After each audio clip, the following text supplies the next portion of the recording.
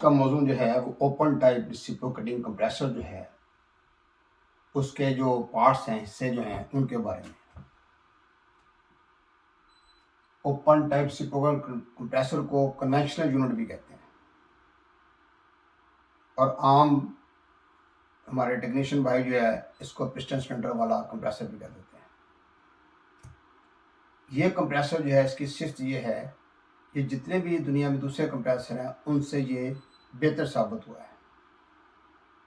तो reciprocating compressor जो है इससे हम किंग ऑफ कंप्रेसर भी कहते हैं, कंप्रेसरों का बादशाह भी कहते हैं, और सबसे ज़्यादा दुनिया में इस्तेमाल भी इसी का किया जाता है। ये भी मैं आपको बता चुका हूँ ओपन टाइप रेसिप्रोकेटिंग कंप्रेसर का इस्तेमाल कहाँ पर होता है। फ्रिजों में, डीप फ्रीज़र में, छोटे इलेक्ट्रिक वाटर कूलर में, या विंडो एसी में, स्प्लिट टाइप एसी में और इन्वर्टर वगैरह में, इनमें इनका इस्तेमाल नहीं होता, बल्कि कमर्शियल प्लांटों में, बर्फ खाना, cold storage, candy plant, ice cream plant वगैरह में इनमें इनका इस्तेमाल ज़्यादा होता है। अब इसके बारे में मैंने इसके पार्ट्स लिखे हैं। होना तो ये चाहिए कि कंप्रेसर हमारे पास हो और हम उसको पार्ट्स आपको दिखाएं। फ़िलहाल आप ऐसे इसको याद करें और उनके बारे में आपको पता होना चाहिए कि इन पार्ट्स जो है इनके क्या नाम हैं। तो 36 पार्ट्स में लिखे हुए हैं। 36 पार्ट्स आपको याद होंगे और उसके बाद अगर हम उस कंप्रेसर को सामने रखेंगे तो फिर बहुत आसानी हो जाएगी। तो अब सबसे पहले फाउंडेशन है। ये फाउंडेशन जो है, जो बहुत बड़े ओपन टाइप कंप्रेसर हैं उनके नीचे की तरफ एक फाउंडेशन बनाई जाती है। जैसे बर्फ़ खाने पर चले जाएं, वहाँ पर ज़मीन के ऊपर एक चबूतरा बनाया जाता है, एक प्लेटफॉर्म सा बनाया जाता है, उसमें 4 बोल्ट जो हैं इस तरीके से बाहर निकाले जाते हैं। जैसे आपने देखा होगा कि बिजली का डिपार्टमेंट वाले लोग जो हैं वो जो खंभे लगाते हैं, सड़कों के ऊपर खंभे लगे होते हैं लाइट का इंतज़ाम करने के लिए, उसकी एक फाउंडेशन बनाते हैं। वो फाउंडेशन भी इसी तरीके से बोल्ट बाहर निकाले होते हैं, खंभे के नीचे की तरफ प्लेट लगी होती है, उस पर रख नट बोल्ट से कस देते हैं, पूरा खंभा जो स्टैंड हो जाता है। इसी तरीके से यहाँ पर जो है फाउंडेशन जो है वो बनाई जाती है ताकि कंप्रेसर अपनी जगह पर जामद रहे, अपनी जगह हिले ना, मजबूत तरीके से। वो फाउंडेशन को, कंप्रेसर को मद्देनज़र रख के उसकी पैमाइश करके उसके 4 बोल्ट बाहर निकाले जाते हैं, फिर कंप्रेसर को उसके ऊपर रखा जाता है, बड़ी वाशर रख के नट डाले जाते हैं और उसको कस दिया जाता है।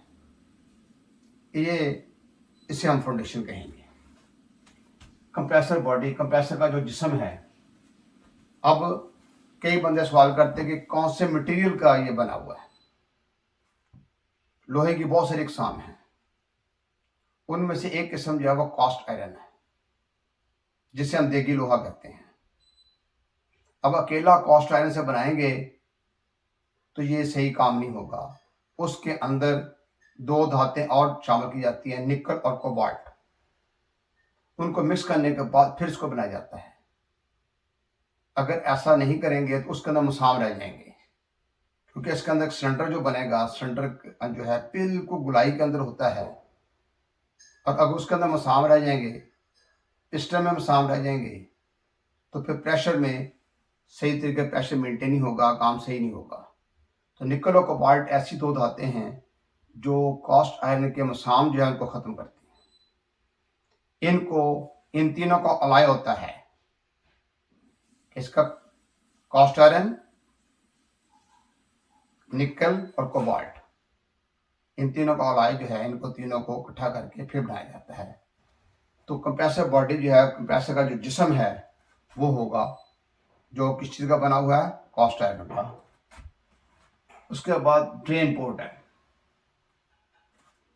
जैसे आपने देखा होगा कोई भी कार है, कार का जो इंजन ऑयल चेंज करना हो, उसके बिल्कुल नीचे की तरफ एक बोल्ट लगा होता है। जब उसको हम रिमूव करेंगे तो वहां से ऑयल जो बाहर आ जाएगा। तो उसके नीचे को बर्तन रख लेते हैं और ऑयल बाहर निकाल लेते हैं। ऐसे कोई मोटर बाइक है, उसके बारे में देखें कि उसके नीचे भी एक बोर्ड लगा होता है। आप नीचे को बर्तन रखें, उसका बोर्ड खोलें, ऑयल बाहर आ जाएगा। तो वो जो जगह है वहां से ऑयल बाहर आ जाता है, ठीक है ना। उसे हम ड्रेन पोर्ट कह देंगे। क्या कह देंगे? Drain port. और ये जो ऑयल होल है, ये वो जगह है जहां से ऑयल उसमें डाला जाता है। कंप्रेसर के दरमियानी हिस्से से ज़रा ऊंची जगह पर एक सुराख होता है जहां से ऑयल कंप्रेसर के अंदर डाला जाता है। तो इस तरीके से उसे हम ऑयल होल कहेंगे, यहाँ से उसको डाला जाएगा। ऐसे ही मोटरसाइकिल के ऊपर से जगह बनी होती है, कारों में भी जगह बनी होती है कि पहले मोबाइल निकाल लेना, ऊपर डाल लेना है। लेकिन हमारे काम के अंदर मोबाइल इस्तेमाल नहीं होगा, कंप्रेसर ऑयल इस्तेमाल होगा। कंप्रेसर ऑयल ऊपर से डालेंगे, लेकिन नीचे जो ड्रेन पोर्ट उसको बंद रख के फिर बेस प्लेट जो है, जो बॉडी है पूरी, उसके बॉडी के नीचे वाली प्लेट जो है उससे हम बेस प्लेट कहेंगे। साइड जो है ना, यानी एक तरफ जो है वहां प्लेट लगी हुई है, उस प्लेट के अंदर सुराख होगा जहां से क्रैंक शाफ्ट जो है बाहर की तरफ जाती है। यानी ये कंप्रेसर है, उसके एक साइड की तरफ जो है साइड प्लेट लगी हुई है, वहां से क्रैंक शाफ्ट जो है बाहर की तरफ निकलती है। तो वो जगह जो है उसे हम साइड प्लेट कहेंगे। साइड ग्लास जो है, साइड में होता है नज़ारा करना, ऐसा शीशा जिससे हम नज़ारा करना है। किस चीज़ का नज़ारा करना है? ऑयल का।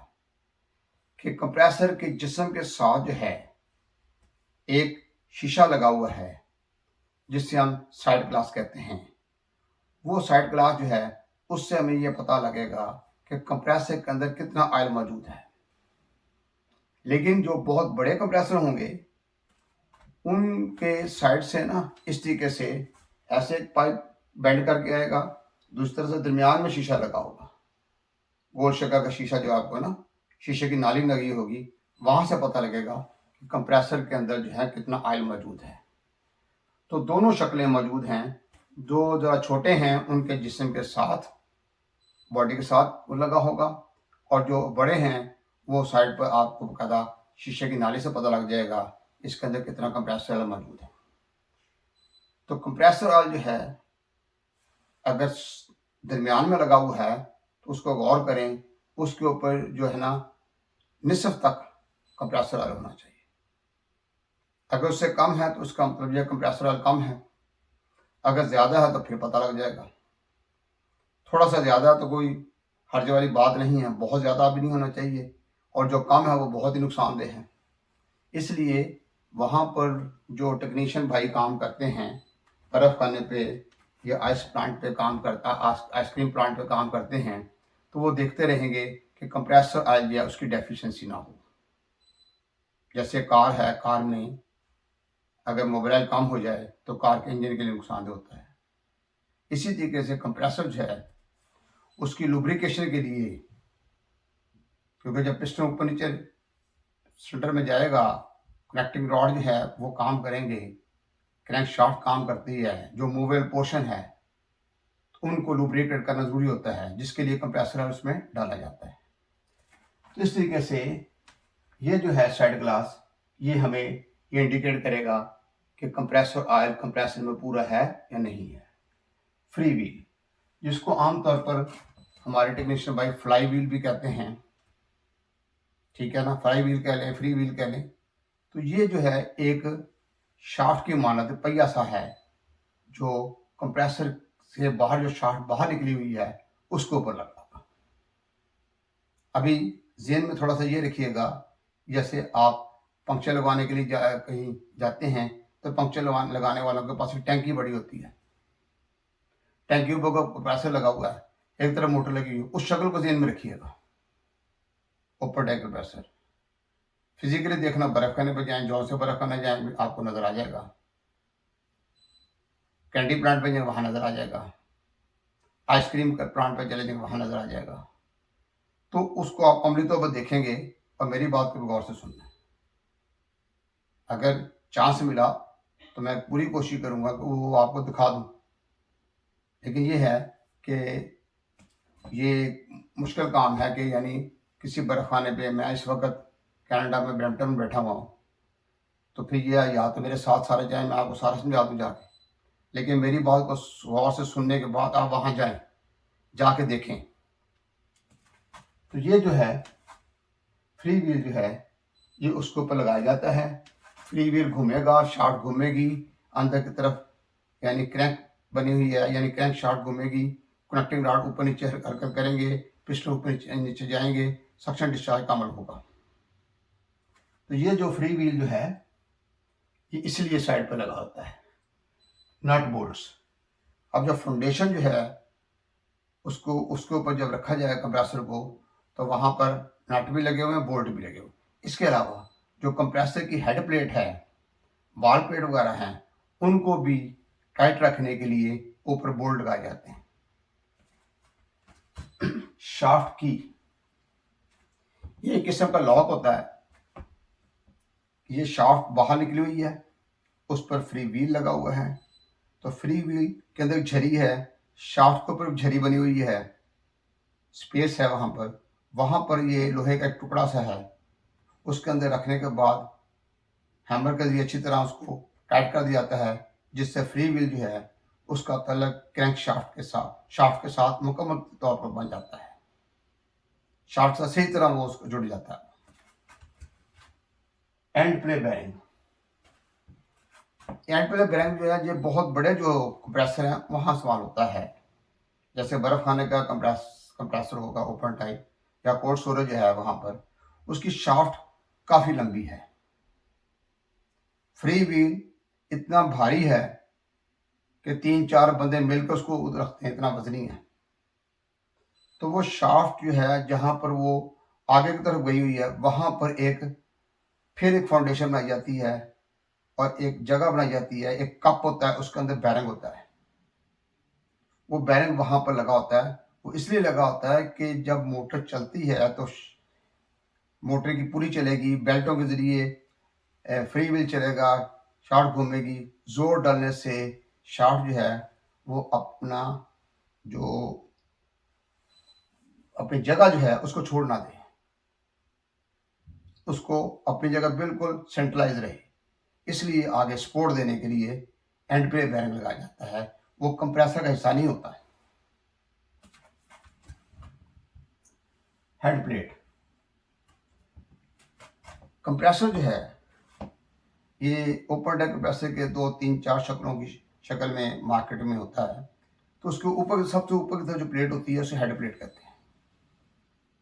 हेड प्लेट, तो हेड प्लेट जो है उसके नीचे वॉल प्लेट होती है, उसके नीचे कंप्रेसर का हेड होता है। तो जो बड़े कंप्रेसर होंगे, बहुत बड़े कंप्रेसर, उनके हेड को ठंडा करने के लिए हेड प्लेट के ऊपर जगह बनाई होती है जहां से पानी गुजारा जाता है। जैसे एक कार का इंजन है, उसकी वाटर बॉडी होती है, आगे रेडिएटर लगा होता है, रेडिएटर जो है उसमें पानी होगा, तो वो पानी जो है वो वाटर बॉडी पूरी के जहाँ पर पिस्टन सिलेंडर हैं, सिलेंडरों के साइडों पर जगह बनी हुई है, पानी गुजर के जाता है ताकि इंजन बहुत ज़्यादा गर्म ना हो जाए। तो इंजन की हीट एग्जॉस्ट करने के लिए वो पानी होगा, पानी गर्म होगा, रेडिएटर में जाएगा, रेडिएटर जो है वो ट्यूबों का सेट है, साथ पंखा लगा हुआ, उसकी एग्जॉस्ट होगी। तो यहाँ पर जो है हेड प्लेट जो है बड़े प्लांटों में वो हेड के ऊपर पानी गुजारा जाएगा। जब आम जो कंप्रेसर हैं, यानी जो आइसक्रीम के प्लांट हैं या कैंडी प्लांट के हैं या और वो छोटे कंप्रेसर हैं, उनके हेड प्लेट को पानी नहीं गुजारा जाता, बल्कि उनके हेड प्लेट के ऊपर जो है फिन्स लगाई जाती हैं। ये हेड प्लेट के ऊपर बैंड बनाए जाते हैं। जैसे आपने मोटरसाइकिल को देखें, आप मोटरसाइकिल को देखें, उसकी जो हेड प्लेट ऊपर नजर आएगी, आपको प्लेट नजर आती है, उसको बैंड नजर होगा। वो बैंड इसलिए होते हैं ताकि सरफेस एरिया बढ़ जाए, हीट एग्जॉस्ट ज़्यादा हो जाए।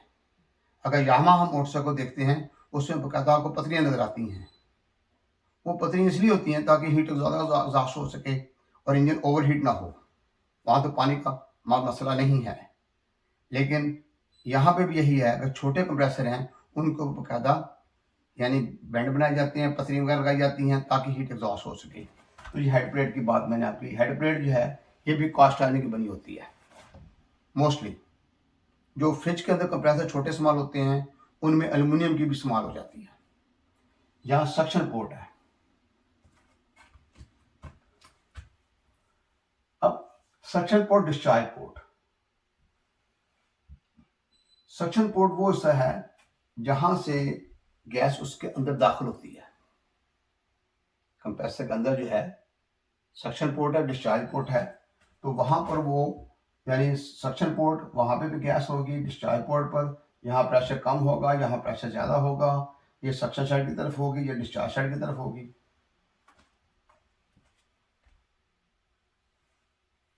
इनको आपने गौर करना है। इस तरीके से ये दोनों पोर्ट जो हैं ये अंदर की तरफ हैं। अब थोड़ा सा बात को ज़हन में रखिएगा, जैसे आप देखें कि देहातों के अंदर खेतों का पानी लगाते हैं तो जो आउटलेट से पानी आता है, आउटलेट जो है यानी नहर से, नहर में पानी जा रहा है, वहाँ से पानी एक्सिट होकर खेतों को दिया जाता है। तो जो जिम्मेदार जो हैं वो बड़ी अक्लमंदाना तरीके से बहुत दफ़ा काम करते हैं। तो वो क्या करते हैं कि उन्होंने तालाब सा बनाया होता है वहाँ पर। अगर डायरेक्ट वहाँ से पानी लगाएंगे तो वहाँ से मिट्टी काफ़ी पानी उखाड़ के आगे इधर ले जाएगा। तो वो पहले तालाब में डालते हैं, उसके बाद उसको इरीगेट करते हैं, आपाशी का काम करते हैं, तो उसमें ठहराव आ जाता है। इसी तरीके से जो मफलर हैं, ये जो सक्शन पोर्ट, डिस्चार्ज पोर्ट हैं, ठीक है ना, यहाँ पर भी जगह बनाई जाती है, साथ मफलर लगाए जाते हैं। तो ये पोर्ट जो है वो जगह होती है जहाँ पर गैस आ रही है और डिस्चार्ज पोर्ट वहाँ से जा रही है। और जो छोटे कंप्रेसर हैं इनमें बाकायदा हेड प्लेट के अंदर ही पोर्ट बनी होती हैं, एक डिस्चार्ज पोर्ट, एक सक्शन पोर्ट। उसके बाद वाल प्लेट जो है ये बहुत ही अहम हिस्सा है किसी भी कंप्रेसर का। इस पर वाल होते हैं, कम से कम 2 वाल होते हैं, एक सक्शन फ्लैपर वाल, एक डिस्चार्ज फ्लैपर वाल। तो वाल प्लेट जो है ये भी कास्ट आयरन की बनाई जाती है, बाद दफ़ा हार्डेड स्टील की बना लेते हैं। लेकिन निकल को बार जो है ना वो लाजमी शामिल करते हैं जब हमें बनानी है कास्ट आयरन से। उसकी सतह ऊपर और नीचे से बिल्कुल शीशे की तरह सीधी होती है। अगर वॉल प्लेट सही नहीं है तो काम सही नहीं होगा। तो वॉल प्लेट जो है अगर इस तरीके से ऊपर की जानब जो है डिस्चार्ज वाल होगा, नीचे की तरफ जो है वो सक्शन वाल होगा। वाल कैसे हैं? पतरियाँ जैसे होती हैं, और ये पतरियाँ भी ये भी ख़ास मटेरियल की बनाई जाती हैं जिससे हम स्प्रिंग स्टील कहते हैं। आम चादर लेके नहीं बनाई जाती, स्प्रिंग स्टील होता है स्पेशल, उसकी ये होती हैं। तो ये नीचे की तरफ जो होगा पतरी होगी वो सक्शन फ्लैपर वाल है, जो ऊपर की तरफ डिस्चार्ज फ्लैपर वाल है। जैसे मैंने कल आपको पिछले लेक्चर बताया था कि जैसे ही पिस्टन नीचे की तरफ जाता है तो दोनों वाल नीचे की तरफ आएंगे।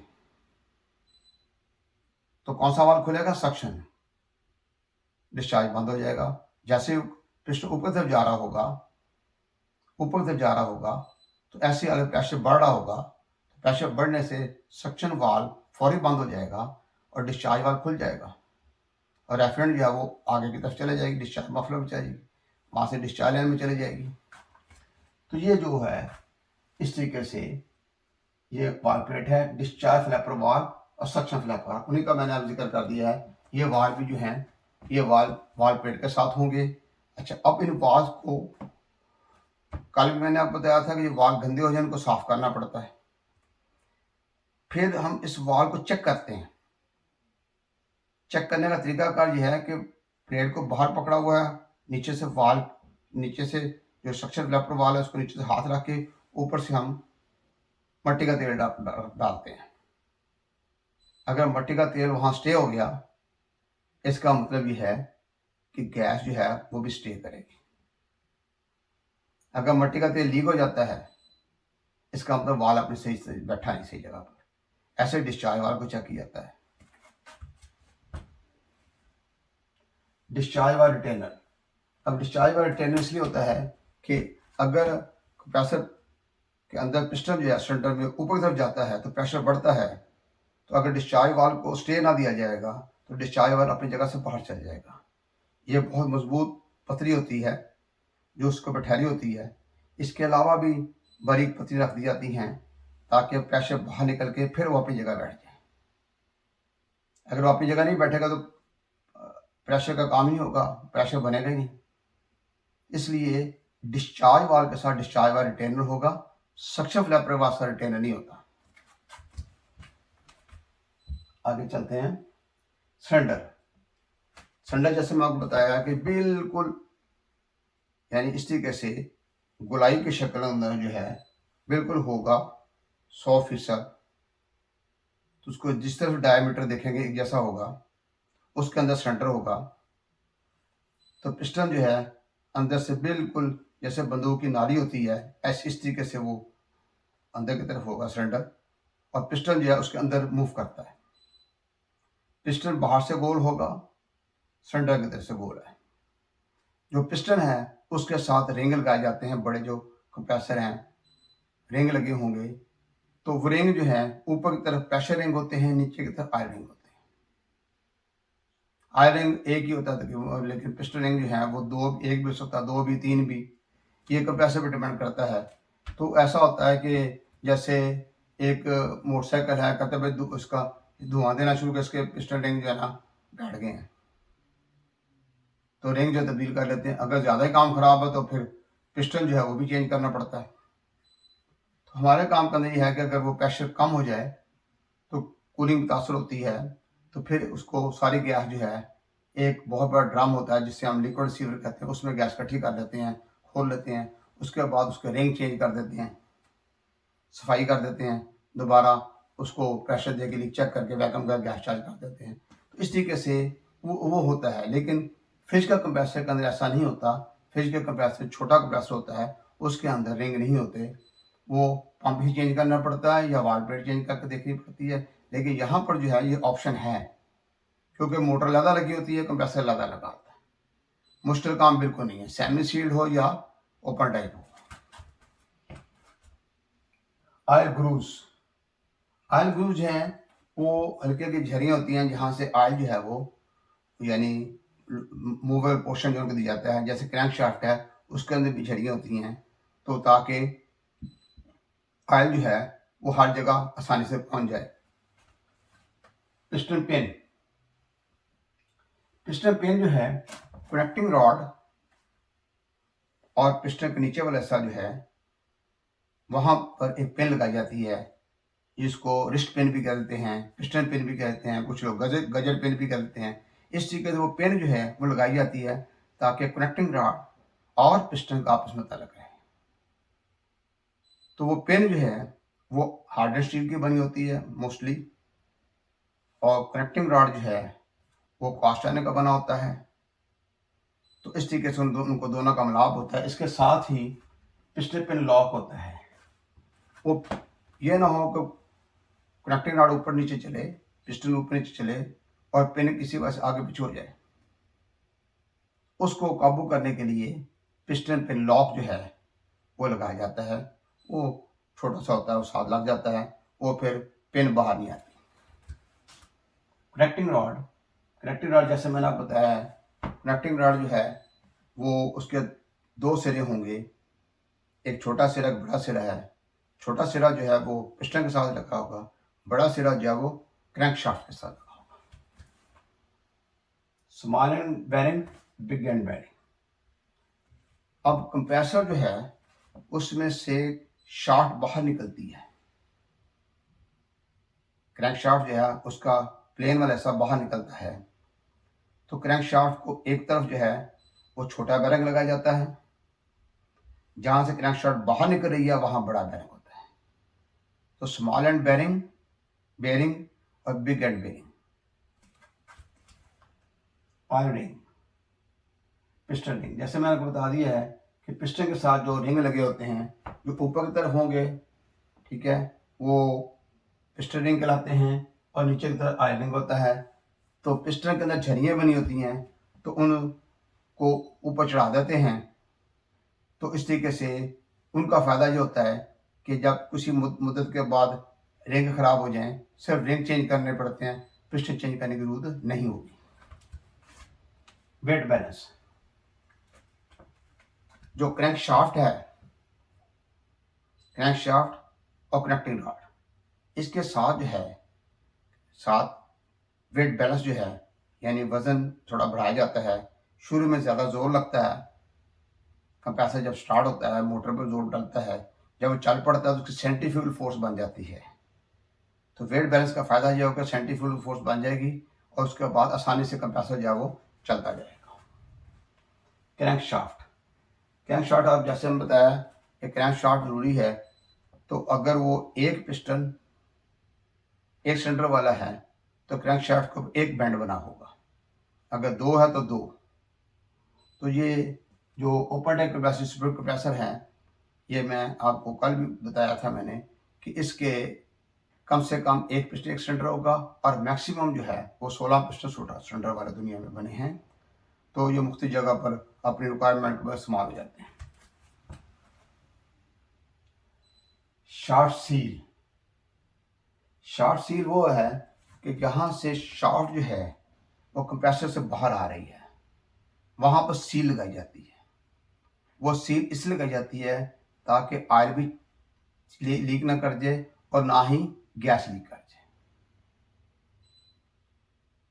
तो गैस का वैसे तो पोर्शन ऊपर की तरफ ज़्यादा रहता है ओपन टाइप का, लेकिन मतलब ये है कि वो ऐसी जगह है जहाँ से लीकेज रुक जाए। अगर वहाँ से लीक होगी तो फिर उसको गैस इकट्ठी करके ऑयल सील जो है वो चेंज कर लेते हैं। ऑयल स्प्रे प्लेट, ये बड़े कंप्रेसर के अंदर नहीं होता, बड़े ओपन टैंक कंप्रेसर में ऑयल स्प्रे प्लेट नहीं होती। जो छोटे कंप्रेसर हैं उनके अंदर होती है। वो इसलिए लगाई जाती है, जैसे ही क्रैंक शाफ्ट जो है वो घूमती है उसके साथ ये पत्रियाँ लगी होती हैं, वो पत्रियाँ उठा उठा कर तेल जो ऊपर उधर फेंकती हैं। इस तरीके से लुब्रिकेशन में आसानी रहती है। जबकि जो बड़े कंप्रेसर ऑयल हैं उनके साथ ऑयल पंप इस्तेमाल किया जाता है, ऑयल पंप इस्तेमाल किया जाता है। तो ऑयल पंप जो है, ठीक है ना, वो प्रेशर के ज़रिए कंप्रेसर को अंदर की तरफ जो लुब्रिकेट करता है, प्रेशर के ज़रिए उसके अंदर कंप्रेसर डालता है। तो इस तरीके से जहाँ ऑयल पंप लगा हो, ऑयल पंप सही काम कर रहा हो, प्रेशर के ज़रिए कंप्रेसर डाला जा रहा हो और हेड की प्लेट के ऊपर से पानी गुजर रहा हो, तो वो कंप्रेसर कई साल तक ख़राब ही नहीं होता, बहुत अच्छी तरीके से काम करता है। तो ऑयल पंप का सही होना, ऑयल की चेक करना है, पानी ऊपर से गुजर रहा है, गैस पूरी है, तो कंप्रेसर ख़राब नहीं होता। तो बड़े प्लांटों में पानी को इस्तेमाल किया जाता है और साथ ऑयल पंप इस्तेमाल किया जाता है। और साथ साथ चेक कर लेते हैं, ऑयल पंप के अंदर ऑप्शन होती है, जैसे ही कोई तेल कम हो ऑयल पंप के जरिए तेल उसके अंदर डाल दिया जाता है। गैस्केट, गैस्केट का इस्तेमाल कहाँ होगा?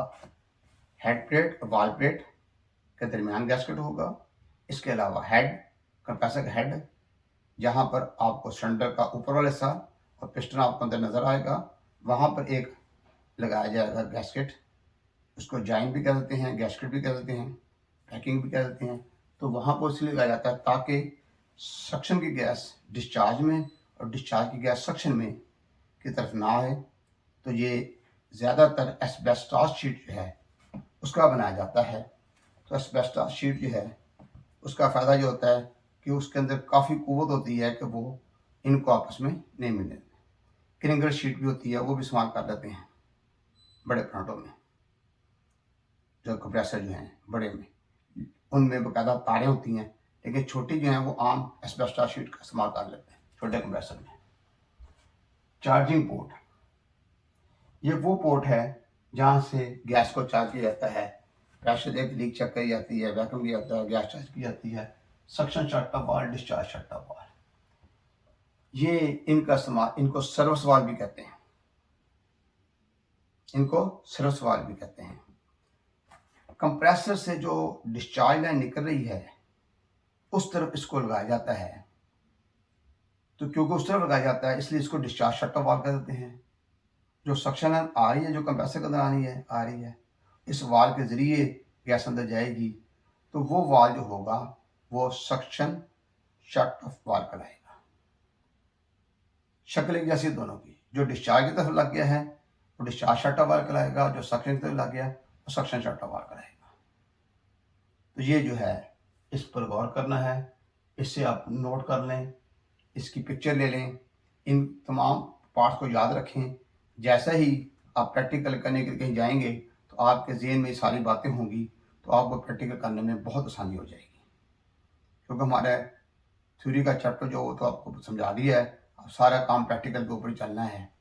ठीक है ना? ये भी होगा, मैं ये भी कोशिश करूँगा कि हमारे काम के जो पार्ट्स हैं, ठीक है ना, उनको भी फिजिकली आपको दिखाऊं। लेकिन पहले इनको आप स्टडी करते जाएं, गौर करते जाएं।